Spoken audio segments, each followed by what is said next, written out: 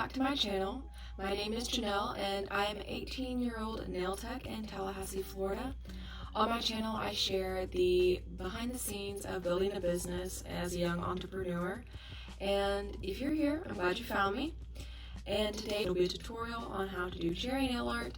It's a really fun design. It's very basic, very beginner tutorial, so I'll be taking you step by step in the whole process of doing gel nails. Well, let's get into it. I will be working with gel today, so you'll need a red, a blue, and a white for this particular design, but you can really change them if you'd like.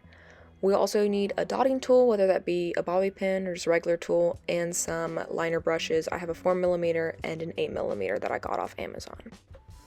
So just want to reiterate that this is a very beginner-friendly tutorial on nail art, as well as kind of what goes into it and the way I do things. So to start, I will be showing me prepping the nail and the steps that I take. Starting off, I'll obviously clip the nails, especially on the mannequin hands because they come very long. And there's no need to deal with all that extra length if we don't have to.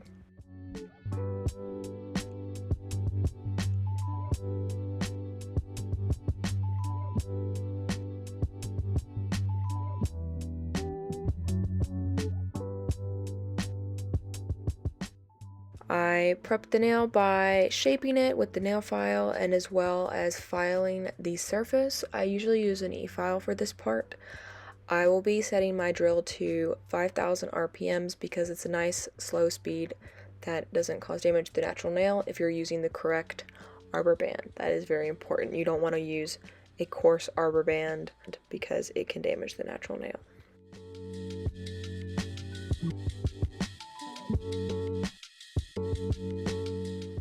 Today for my base coat I will be using the Beetles foundation gel because it's something that I have on hand and it works really well for me. So I need to cleanse the nail before I start with Swipe, which is basically like a combination of rubbing alcohol and 100% acetone, which is how you can make your own. I just have this one from different kits that I've purchased in the past.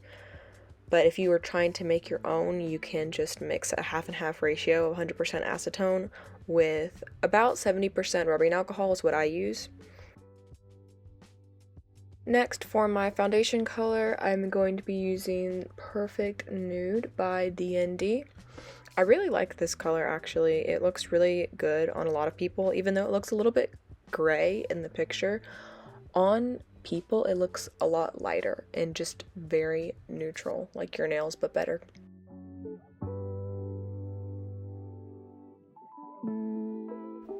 Do note that I did do 2 coats of the Perfect Nude color, and now I'll start with the design. With cherries, you start with the cherry itself by putting 2 dots in the center, and just depending on how big you want it is how big you're going to expand the dotting tool. And the bigger, the easier I find. When you make everything really small, then you have to do everything super tiny. So I would definitely do the cherries a little bit bigger than you would think, just so that it's easier whenever it comes to drawing the stars or the leaves. It's just a lot easier to do it a little bit bigger than normal. Now I will start by drawing the stems and the leaf that I am doing with this design. I will say it is very difficult to do nail art, and it is very difficult to keep your hand steady. And this is just a clip of me showing how the polish separated a little bit, and all you have to do is kind of mix it back together. But as I was saying, it is difficult to keep your hand steady, so I really do recommend that you try different ways to hold your hand to see what is easiest for you. What I tend to do is I will make sure I have maximum control of this person's finger because you do not want them to move on you. So I grab their finger with my left hand and then I use my right hand with my pinky as kind of an anchor to keep everything as steady as I possibly can. You'll see here I kind of dragged my brush through the polish to get just a little bit covering and coating the brush, and then the trick is to make sure that the gel polish is fully saturating the brush and you don't have like a big heavy bead on the tip of your brush whenever you go in, because then you'll just have like a really thick top and then it won't be so thin whenever you go down. So I'll use my little tile and kind of drag the polish so that makes sure everything is even and you can see on the brush that it is all evenly coated. And so you see here, I'm using that pinky as the anchor and then I'm holding very firmly. Sometimes, like if I'm doing my sister's nails, I will hold a little bit too tight because that's how firm and concentrated you need to be whenever you're doing the nail art to keep from shaking and stuff. And also, avoid caffeine if that makes you shaky. You have to be intentional with how you drink your coffee and when you drink it when you're a nail tech if caffeine makes you shake. Because I know if I haven't had caffeine in a while or I drink a bunch of coffees, then I will start shaking and I cannot do nail art to the best of my ability. So now I'm going in with our white. I'm making little stars. Stars are pretty easy.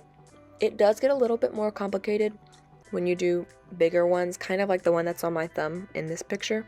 But you start with a dot, with your dotting tool, and I will take my 4mm brush, is my very thin brush, and go ahead and get a little bit of white polish on it, and then use that whenever I start in the center and drag the polish from the center to the outside. That's typically what I try to do. But sometimes I do get a little bit lazy, and if I don't have that much polish on the brush, I will start from the top and I'll drag down into the polish. But this does make it harder for you, as you'll see in this clip. After I do that one, I tried to start at the top and go to the bottom, and I kind of mess up. So I'll have to save myself here in a second, as you'll see. But same thing for the sides. You can drag into the polish, but it does take a little bit more technique to do that. So you'll see here, I kind of make it too thick on the top, and then I have to go even higher to fix it. And then sometimes that will result in a little bit of a wonky star depending on how much you mess up, and that's happened to me before. And sometimes you can save it, sometimes you can't. You know, at some point, sometimes you just have to wipe the whole design away and start over, but you know, it happens. So here, to make the star a little bit more, I don't know, just make it a little bit smoother, is you can kind of round out those corners where you can clearly see that it was a dot and you put 4 lines in it. You can kind of smooth it out to make it a little bit more curved, and it will just give it more of like a cartoonish, more aesthetic kind of vibe to it. And really with nail art, it's up to personal preference and what the client wants or what picture they showed you. Whenever I finish this, I feel like it looks kind of bare, so I decided to put a few little stars, which are literally just little dots, little white dots, that I added to it because I was like, this feels empty, it needs something else. So just, you know, ask your client, do you like this? Do you like the way it looks? I always ask my clients whenever I finish a design, how do you like that? I'll stop what I'm doing, show them the design, or like tell them, look at that and tell me what you think. And either they're going to say it's great, or they're going to hesitate a little bit. And if they hesitate, you can ask them, do you want it longer? Do you want the star smaller? Do you want it bigger? Do you want it more dramatic? Just little details like that really make a difference, and then the client feels like they are being cared for. Here, I just highlighted the cherries with a little bit of white on that right side, just to give it a little bit more of a cartoonish character. Is this my fake hand? That's Creepy. kind of gross, actually. My coworker came in while I was doing these nails and she saw my fake hand, and I don't think she liked it very much. But after I did the shading with the white, I'm going to go back in because I kind of felt like the leaves were lacking while the cherries were shining. So I decided to go in with a little bit of white, just highlighting underneath and around the stem. Like I said, it's really up to personal preference. You can ask the client if they like it, or sometimes the client doesn't know exactly what they want, or they don't know how to express themselves. So you can ask them, do you want to add some shading here? Do you want to add another star there? Just questions to kind of bring out what it is they feel like they're missing, or maybe they feel like you're adding too much, and just getting what their opinion is on the design every step of the process, because it's whenever we don't ask questions during the service and during the nail art and before we put it in the lamp where you can get messed up, or whenever they walk out the door and don't come back and they realize that they didn't like the nail art, but it's because they weren't included in the process. Because that is something that they can get a lot at other nail salons, is whenever they don't ask them questions about the nail art and then they just leave unsatisfied. So we want to try to prevent that. Well, here is our finished result. It is a very cute design. I really enjoy this. You'll see on my nails while I was doing that one how I kind of included it within a set. I kind of went a little crazy. These were for the 4th of July, so they were just really fun to make.